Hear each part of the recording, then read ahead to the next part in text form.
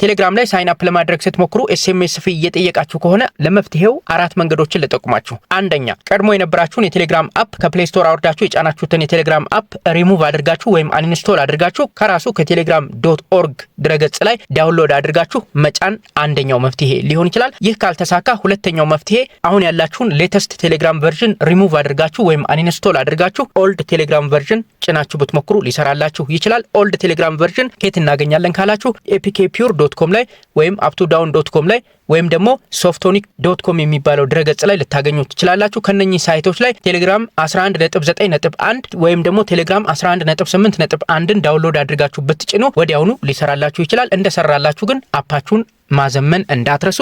ሶስተኛው መፍትሄ ቴሌግራም ኤክስ የተሰኘውን የቴሌግራም ቨርዥን ዳውንሎድ አድርጋችሁ ብትጭኑ ሊሰራላችሁ ይችላል። ሞክሩት። አራተኛ እስካሁን ያየናቸው ካልተሳኩ ኔትወርካችሁን መቀየር ነው።